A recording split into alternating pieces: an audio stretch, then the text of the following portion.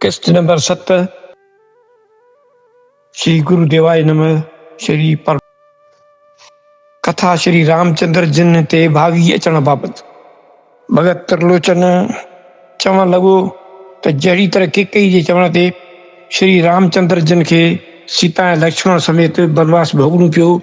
राजा दशरथ जो मरण ऐं कौशल्या आदि राणियुनि जो रोदन करण तथा अयोध्या निवासियुनि जो श्री रामचंद्र जिन जे वञण करे उदास थियण ऐं भरत जो नानाणे मां मोटी अचण ऐं शर खे वेरान ॾिसी डिॼण, माता केकई खे छींभण ऐं पोइ वरी वशिष्ठ मुनीअ जे चवण मूजिबि माताउनि वग़ैरह खे साण वठी चित्रकूट वञण ऐं श्री रामचंद्र जिन जो राज करण खां इनकार करण ऐं भरत जो संदन चाकरियूं आणे उन जी स्थापना करे संदन नाले ते राज करण। तंहिंखां सवाइ रावण जो छल करे छाया रूपी सीता खे खणी वञण ऐं श्री रामचंद्र जो विरलाप करे लक्ष्मण खे चवण ते लक्ष्मण मां नथो ॼाणा त हिकु पल में विधाता छा मां छा थी करे ऐं अञा भला जे छा कंदी। मूं जेको ख़्यालु कयो हो सो त थियो, पर जेका ॻाल्हि ख़्याल में न ख्वाब में हुई सा बि अची बणी। अहिड़ी तरह श्री रामचंद्र जिन जहिड़ा अवतारी पुरुष भाभीअ जे वस थी चवण लॻा त मुंहिंजो ख़्यालु हो त मां सुभाणे सुबुह साण सारी पृथ्वी जे चक्रवर्ती राजा थींदुसि, पर उहो ई मां अॼु बन में तपसुनि जो रूप धारे जटाऊं ॿधी वञी रहियो आहियां ऐं मुंहिंजी स्त्री सीता खे बि कोई वठी वियो आहे। अञा बि अलाह अॻिते अलादे कहिड़ो हाल थियणो आहे। अहिड़ी तरह श्री रामचंद्र जिन बि भावी खे हटाए न सघिया। जेकॾहिं भाईअ खे हटाए सघनि हा त जेकर एतिरो कष्ट छाजे लाइ सहनि हा।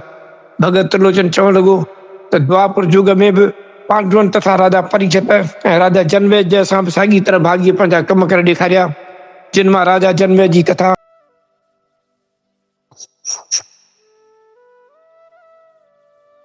राजा जनमेजय ते भाॻीअ जो अचणु। राजा जनमेजय परीक्षित जो पुटु हो। द्वापर जे अंत ऐं कलयुग जी शुरू में थियो आहे। हिकिड़े ॾींहुं राजा जनमेजय पंहिंजे कचहरीअ में वेठो हो त मथां वेद व्यास जी सड़ियो। राजा तमामु घणे आदर सहित ऋषिअ खे लाइका सम्झे विहारे नमस्कार करे कुझु रातूं पुछण लॻो। ॻाल्हियुनि कंदे अची भाॼीअ तां ॻाल्हि थी।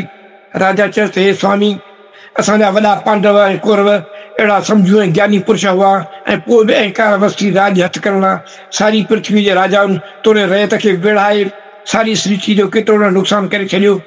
उन्हनि खे सम्झाइण वारो कोई कोन हो छा? इहो ॿुधी वेद व्यास जिन मुश्की चवण लॻा राजन, इन्हनि खे कहिड़ी ताक़त जो भावी खे मेटे सघनि। वेद व्यास जिन चवयोसि त राजन, जेकी इंसान जे भावीअ में लिखियलु आहे उहो अवश्य इंसान खे भोगणो पए थो। राजा चयुसि त स्वामी, जेकॾहिं तव्हां जहिड़ो को महात्मा पुरुष भावीअ जे तारण जो रस्तो ॿुधाए ऐं इंसान उन मूजिबि हले त पोइ भावी छो नथी टरी सघे। ऋषि चयुसि राजन, तोड़े को केतिरा खणी उपाउ करे पर भावी नथी तरी सघे। तंहिं राजा चयो महाराज, मूंखे तव्हीं हुनजे तारण जो तरीक़ो ॿुधायो ऐं अहिड़ो मिसाल को मूं ते भावी अचण वारो हुजे सो ॿुधायो, पोइ ॾिसां त भावी तरे थी या न। छाकाणि जो उधम करण सां छो न टरंदी। तंहिं ते वेद व्यास जिन चयोसि त राजन, प्रारब्ध कोटीअ में आयल कर्म ते हिन समय जे उधम जो को बल न हलंदो, पर जेको गुज़िरियल समय जो कर्म अञा प्रारब्ध में शामिल न थियो आहे, संचित या क्रियामान कर्मनि में दाख़िल हूंदो त पोइ उन ते पूरी विधीअ सां कयल उधम फल ॾींदो। इन करे शास्त्र में चयल आहे त उधम कंदो रहिजे, उधम खे बंदि न कजे। बाक़ी प्रारब्ध कर्म जे घटण लाइ तोड़े खणी उधम को करे त बि उहो सुबुह ते मां उबतो थी पवंदो आहे, छाकाणि जो भावी भोगण खां सवाइ नथी करे। जॾहिं इन ॻाल्हि खे स्वीकार करण खां कीबान लॻो तॾहिं भॻवानु वेद व्यास ते राजन, तुंहिंजी भविष्य ॿुधायां थो, सा तूं कन ॾेई ॿुध। वेद व्यास जिन चवण लॻा राजन, तुंहिंजे राज में मूंखे तमामु उत्पात इन ॾुखियायूं ॾिसण में अची रहियूं आहिनि। उन्हनि खे टारण जा उपाउ बि मां तोखे ॿुधायां थो, पर भावी तमामु बलवान आहे। तूं जेकी बि उपाउ उन टारण लाइ कम में आणींदे तिन सभिनी खे भावी उबता करे छॾींदी। हाणे तूं पंहिंजे भविष्य जो अहवालु ॿुध। ऋषि चवण लॻो हे राजन, तुंहिंजे शरीर में 18 प्रकार जे कोड़ जो मर्ज़ पैदा थियणो आहे। उन जे टारण जा उपाउ बि तोखे ॾसां थो, जिन जे सबबनि करे उहे कोड़ पैदा थींदा से सबब ॿुधायां थो। पोइ जेकॾहिं तूं फलाणा कम न कंदे त तोखे कोड़ न थींदो, पर जो तुंहिंजे प्रारब्ध में लिखिजी वियो आहे तंहिंखे मेटण जी तोखे का बि ताक़त न आहे। तोखां उहे कम अवश्य थींदा हाणे उनखे रोकण जा उपाय ॿुधायांसि, सावधान थी ॿुध।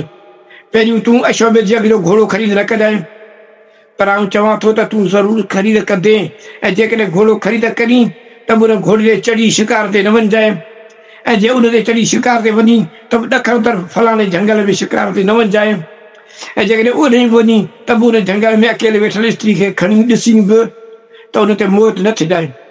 जेकॾहिं भुलिजी बि पवीं त बि उनखे पाण सां गॾु वठी अची पंहिंजी पटराणी न बणाइजांइ, ऐं जेकॾहिं पटराणी बि करीं त बि उन वक़्त में अश्वमेध यज्ञ न कजांइ, ऐं जेकॾहिं अश्वमेध यज्ञ करीं त उनखे पाण सां गॾु आहुति ते निहारजांइ। जेकॾहिं यज्ञ करीं त जेके यज्ञ जा वेद पाती ब्राह्मण आणी से नौजवान न आणजांइ, पर वृद्ध ॿुढा ब्राह्मण हुजनि, मगर तुंहिंजी भाभी इन्हनि ॻाल्हियुनि मां हिकिड़ी बि ॻाल्हि न थियणु ॾींदी। ऐं चवां थो त तूं ओॾी महिल ब्राह्मण ई नौजवान आणींदे। जेकॾहिं ब्राह्मण नौजवान हुजनि ऐं उन्हनि खां को ओॾी महिल अपराध थी वञे त इहो सब्र सां सहिजांइ, पर तोखां उहो सठो न थींदो, ऐं तूं भाभी जे वसी उन्हनि अरिड़हं ई ब्राह्मण जी हत्या कंदे। उन ब्रह्म हत्या जे पाप खां तोखे अरिड़हं नमूननि जी कोढ़ जी बीमारी थी पवंदी। राजा चयो, महाराज हेतिरियूं ॻाल्हियूं से सभु मूंखां कीन विसरी वेंदियूं, छाकाणि जो तव्हांजे चवण आहे त ब्रह्म हत्या खां अॻु में जेकॾहिं ही कर्म बंदि थी विया त बि कोढ़ न थींदो। सो आउं ॾिसी वासी खॾ में कीअं करंदुसि। जेकॾहिं ख़बर न हुजे हा त अञा बि ॿी ॻाल्हि, पर हाणे त आउं समुंडी हक़ीक़त खां वाक़ुफ़ु थी वियुसि। सो आउं बाग़ी ईअं अश्वमेध यज्ञ जा घोड़ा पंहिंजे मुल्क में ई न अचणु ॾींदुसि। पर ऋषि चयसि त हे राजन, भावी हेठि आहे, कॾहिं बि टरणी न आहे। तूं खणी केतिरियूं ॻाल्हियूं करी, पर इहो सभु कर्म तोखां थियणो आहे। इहो बि ॿुध, वधी ख़बर ॿुधायां थो त तोखां ब्रह्म हत्या ज़रूरु थींदी, ऐं ब्रह्म हत्या जे करे अरिड़हं नमूने जा कोढ़ थींदा, ऐं उहा स्त्री जंहिंजे आण करे हेॾी मुसीबत सहंदे सा ओॾी महिल गुम थी वेंदी, ऐं मुल्क में तुंहिंजी ॾाढी निंदा थींदी। अञा बि उन दोष लाहिण जो उपाउ थो ॿुधाए, पर उन में बि तुंहिंजी भाभी रंडक विझंदी। आख़िर तोखे हिकिड़ो कोढ़ रहिजी वेंदो, सो किन ऋषिनि मुनि जे प्राय खण ते लहंदो। एतिरी कथा ॿुधी ऋषि वेद व्यास अंतर्ध्यान थी वियो, ऐं राजा यकदमि सभा कठी कराए वज़ीरनि जे महिरफ़त सारे मुल्क में हुकुम हलायो त अश्वमेध यज्ञ जो घोड़ो मुंहिंजे राज्य में को बि ख़रीद न करे, ऐं न कि मुंहिंजे राज्य में अहिड़े क़िस्म जे वापारी खे छॾियो वञे। थोरनि घणनि ॾींहंनि खां पोइ मुल्क में राजा जी ॾाढी निंदा थियणु लॻी। रहे त पाण में चवणु लॻी त हीउ कहिड़ो न कुकर्मी राजा पैदा थियो आहे, जो यज्ञ करण बि बंदि करे छॾिया आहिनि। इन करे मुल्क में ॾुकार पवणु शुरू थी विया आहिनि, ऐं ॿियूं तरह तरह जूं बीमारियूं थियणु लॻियूं आहिनि। नोट, जॾहिं त भारत वर्ष में अॻे ज़माने में कोई माण्हू ॾुकार में सम्झंदो ई कीन हो, ऐं बीमारी सीमारी बि हींअर अग्राम जाम मुल्क में न हूंदी हुई। हर को माण्हू पंहिंजे आयु उमिरि पूरी करे मरंदो हो। तंहिंजो कारण इहो हो जो उन वक़्तु यज्ञ आदि कर्म घणा थींदा हुआ। इन में गेह आदि सामग्री हज़ारे मन जे शुमार में आहुतियुनि जे सूरत में होमी वेंदी हुई। आख़िर वज़ीरनि राजा खे ख़बर ॾिनी त हे राजन, मुल्क में तव्हांजी तमामु निंदा थी रही आहे, तंहिं करे असांजी मर्ज़ी आहे त मुल्क में यज्ञ हवन वग़ैरह थिए ऐं अश्वमेध जे घोड़नि वठण जी इजाज़त मिले, पर तव्हां फ़क़ति ॾखण तरफ़ घोड़े ते चढ़ी न निकिरजो। तंहिं करे राजा हुकुम कढियो त भली अश्वमेध यज्ञ जा घोड़ा मुल्क में ख़रीद थियनि। आख़िर हिकु तमामु सुंदर घोड़ो मुल्क में आयो, तंहिं ते राजा जी दिलि थी त ख़रीद कयां, सो उहो घोड़ो खणी ख़रीद कयईं। हिकु ॾींहुं राजा वज़ीर सां सलाह कई त अॼु फलाणो शुभ ॾींहुं आहे, हलो त वन में शिकार करणु हलूं। उन करे सभई तयार थी पंहिंजनि पंहिंजनि सुवारियुनि ते चढ़िया। पहिरीं हलिया त उतर पासे हुआ, पर भाभी जे वसी राजा जे अॻियां थी ओचितो को जानवर निकितो। राजा खणी घोड़ो उन पुठियां डोड़ायो ऐं बेख़बरी में वञी ॾखण तरफ़ निकितो। उते जंगल में हिकु महासुंदर सुभ्या वञे अप्सरा वांगुरु स्त्री अकेली हिकु वण जे हेठां वेठल राजा खे ॾिसण में आई। एकांत में अकेली ईअं ई सघन वन में स्त्रीअ खे ॾिसी राजा काम वस्ती मत्सु मोहित थी पियो, ऐं वेद व्यास वारियूं समूरियूं ॻाल्हियूं विसरी वेई, ऐं खां पुछणु लॻो, सुंदरी तूं केरु आहीं ऐं अकेले हिन वन में कीअं अची वेठी आई? जेकॾहिं मूंसां गॾु हली त तोखे वठी हलां। हिन माया रूपी स्त्री चयो, आऊं हलंदुसि सही, पर हिकिड़ी शर्त सां, जो मूंखे पंहिंजी पटराणी बनाईंदे। राजा वीचार कयो त वेद व्यास जो चवणु आहे त तूं हिनखे पटराणी न कंदे, पर अञा ॿियूं बि केतिरियूं ॻाल्हियूं आहिनि, खणी हिन सां गॾु अश्वमेध यज्ञ न कंदुसि। सो इहो वीचार करे राजा मथी ॻाल्हि हिन स्त्री जे मंज़ूर कई ऐं पाण सां गॾु वठी अची पंहिंजी पटराणी बनायई, ऐं अश्वमेध यज्ञ न करण जो पाण दिलि में इंजाम कयईं। थियण लॻी वज़ीरनि जी राजा खे सारी हक़ीक़त ॿुधाई त मुल्क में वरी निंदा थी रही आहे। तंहिं राजा जे ॿुधीअ में फेरो पइजी वियो ऐं भाभीअ जे वस्ती अश्वमेध यज्ञ करणु शुरू करायो। सामग्री जी तयारी थियण लॻी। मुल्का मुल्क ख़बरूं समाचार पत्रनि रस्ते मोकिली वयूं त राजा जनमेजय अश्वमेध करे रहियो आहे। वज़ीरनि खे हुकुम ॾिनो वियो त यज्ञ जे लाइ ॿुढनि ऐं शांति चित वेद पाठी कर्मकांडी ब्राह्मण जी ॻोल्हा करे वठी अचो। पर ईश्वर जे हुकुम सां अहिड़े सुभाउ वारो ब्राह्मण को बि यज्ञ में अचण लाइ तयारु न थियो। इन करे लाचार नौजवान ब्राह्मण आंदा विया। यज्ञ शुरू थी वियो। देश देशांतर जा राजाऊं महाराजाऊं अमीर उमराव ऐं तरह तरह जा विद्वान तोड़े याचक तमामु घणे ई अंदाज़ में अची इकट्ठा थिया। आख़िर घोड़े खे स्नान कराए यज्ञशाला में आंदो वियो। राजा रानी बि तयारु थी अची पूरे समय ते आहुति ते वेठा। पहिरीं राजा खे ब्राह्मण अंचली में जल ॾेई वेद मंत्र पढ़ी घोड़े जे हिकिड़े हिकिड़े उज़वे जी अंग न्यास करायो वियो। ऐं पोइ राणीअ खे बि साॻीअ तरह हथ में जल ॾेई घोड़े जे उज़वनि खे हथ लॻराए अंग न्यास करायो वियो। जॾहिं कामंद्री जो वारो आयो त ब्राह्मण जे ॿुधीअ में कलयुग जी कुबत जागी ऐं अंदर ई अंदरि पाण में मुश्किल लॻा। हिते राजा खे तमामु मिठा लॻी, पर लाचार थी अखियूं बंदि करे मौन धारण करे वेही रहियो। आख़िर वरी तॾहिं घोड़े जे हिकिड़े हिकिड़े अंग खे अग्नीअ में शुद्ध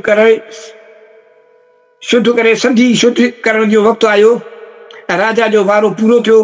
राणी जॾहिं हिकिड़े हिकिड़े अंग खे हथ लाए लाए जल छंडणु शुरू कयो ऐं जॾहिं उपस्थ इंद्रिय खे राणी हथ में झलियो त काम जे जागण करे इंद्री चेतन थी पई ऐं ब्राह्मण जी पाण में टिकटिकीला थी ऐं हिक ॿिए खे इशारा करे मोकिलण लॻा। छाकाणि जो भाॼीअ खे ईअं करिणो हो। ब्राह्मण जे बेपरवाहीअ करे वेद मंत्रनि जे पढ़ण में रंडक पइजी वई ऐं आहुति पूरी वक़्त ते यज्ञ में कुंड में न थिए पई। राजा खे बि भाॼी अची मजबूर कयो। सो कावड़ में भॼी चयईं त मूं वटि हींअर हथियार कोन आहे, न त हिन चंडालनि ब्राह्मण जूं सचूं लाहे छॾिया। राजा जे वात मां अञा इहे हर्फ़ निकिता ई मस त कुदरती चकर हलियो जो 18 ब्राह्मण जा सिर धड़ खां धार थी पिया। हवन कुंड में आहुति जे न मिलण करे अग्नि देव कोप करे सारी मंडप खे जलाए भस्म करे छॾियो ऐं सारी सृष्टि में हाहाकार मची वियो।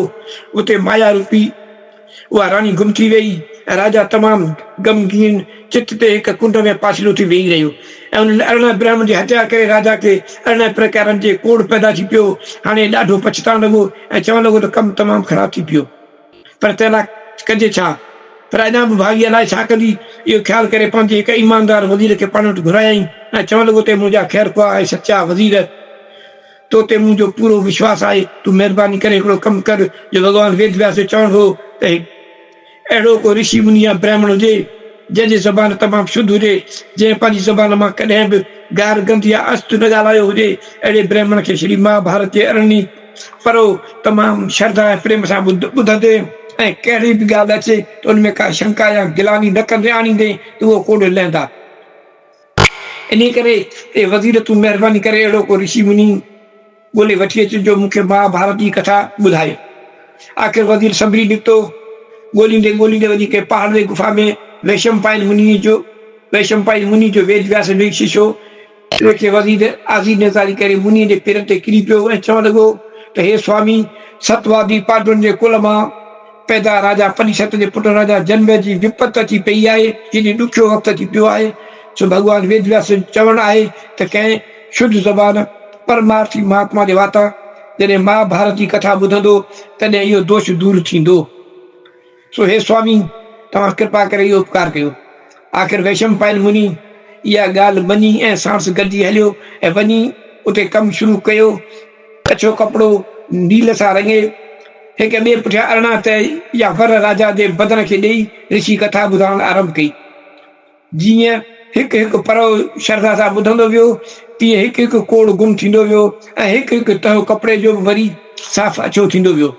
अहिड़ी तरह जॾहिं 17 परो श्रद्धा सां ॿुधी वियो, बाक़ी हिकु कोड़ अञा रहियल हो ऐं हिकु तहो कपिड़े जो बि नीरो हो। जॾहिं 18 परो शुरू थियो, उन में पांडव भीमसेन जी महाभारत में कौरवनि जे हाथियुनि खे मथे आसमान में उछलण वारो प्रसंग आयो। मुनीअ चयसि त हे राजा, पांडव भीमसेन अहिड़ो त ताक़त वारो हो जो हुन महाभारत जे लड़ाई में कौरवनि जे हाथियुनि खे टंगुनि ऐं पुछनि खां झले मथे आसमान में अहिड़ी तरह उछलायईं जो उते ई सुकी विया ऐं वरी अञा ताईं हेठि किने किरिया आहिनि। उहे सुकल हथनि जा बोता अञा ताईं आसमान में जीता उड़नि वांगुरु पिया उॾामनि। हिते राजा जे ॿुधीअ में भाॻी अची फेरो विधो। सो चवणु लॻो, हे महाराज, इहा ॻाल्हि मूंखे ॾिसण में नथी अचे छाकाणि अहिड़ी ॻाल्हि ख़सीस ॿुधी वारो हिकु बालक न मञींदो। सो आऊं एॾो वॾो राजा थी करे इन ॻाल्हि खे कीअं मञी सघां। ऋषि घणेई सम्झायसि त राजन, तुंहिंजी भाभी तोखे मञणु नथी ॾे, बाक़ी हीअ ॻाल्हि आहे बराबरि सची। ऐं चवां थो त न की वेद व्यास जहिड़े अवतारी पुरुष कूड़ लिखियो आहे, न की मूं ई पंहिंजे ज़बान सां अस्त अञा ताईं ॻाल्हायो आहे। पर तुंहिंजी भाभी तोखे मञणु नथी ॾे। केतिरो बि सम्झाइण ते जॾहिं राजा ॻाल्हि न मञी, तॾहिं ऋषिअ खे क्रोध अची वियो ऐं जेके 17 पर्वनि जी ॿुधण करे 17 कोड़ लही विया हुआ ऐं मथियां 17 कपिड़ा नील जो रंग छॾे अछा थी विया हुआ, से बि बदिलजी वरी नीरा थी पिया ऐं वापसि राजा खे कोड़ वराए विया। ऐं वैशंपायन मुनि समाधि लॻाए पंहिंजे शरीर जे प्राणनि खे बंदि करे सारे ब्रह्मांड जे पवन सां मिलाए खणी सारे ब्रह्मांड जी हवा खे हेठि मथे बंदि कयईं। अञा पवन जो बंदि थियण ऐं सुकल हाथनि जा बोता राजा जे महिलात ऐं सारी शहर जे मथां धड़ाधड़ थी किरण लॻा। राजा पछताए वञी मुनीअ जे पेरनि ते किरी पियो ऐं चवण लॻो, हे स्वामी, मुंहिंजो अपराध क्षमा करियो। हाणे मां बराबरि मञी वियुसि त मूं भाभीअ जे अधीन थी करे अॻु में न थिए मञियो। तव्हां जो चवणु सत्य आहे। जॾहिं राजा खे वरी श्रद्धा जागी तॾहिं मुनीअ आसीस कयसि ऐं चयईं त हे राजन, हाणे 17 कोड़ त तुंहिंजा गुम थी विया, बाक़ी हिकु कोड़ रहिजी वेंदो। जो बद्रिका आश्रम ते वञी मूंसां गॾिजी हल, त हुते 88,000 ऋषि मुनि रहनि था। उन्हनि खे मिंथ कयूं जो हू सभई जीअं चवनि तीअं करे तोखे इन दोष खां आजो कई। पोइ राजा मुनीअ सां गॾिजी बद्रिका आश्रम ते वियो। उते ऋषि मुनियुनि खे मिंथ मेड़ करे मञाए राजा जो दोष तिर तिर करे सभिनी खे विराए ॾिनूं ऐं राजा खे ख़ुशि करे वणे वियो। हाणे ॾिसो भाई कीअं न राजा खे भटकायो ऐं नेठि पूरे मुदे खां अॻु में न हटी। एतिरनि कथाउनि जे हलण खां पोइ इहो महात्मा जिज्ञासुनि खे चवणु लॻो, ए प्यारा, ॾिसो, इहो दुख सुख आदि खां वठी जीव सां गॾु हलियो अचे थो, न की रुॻो तव्हां सां ई आहे। पर एतिरो आहे जो दुख सुख जे अचण करे जेको तमामु घणियूं दाऊं करे या अहंकार में भरिजी कुकरम थो करे, सो ई अज्ञानी आहे।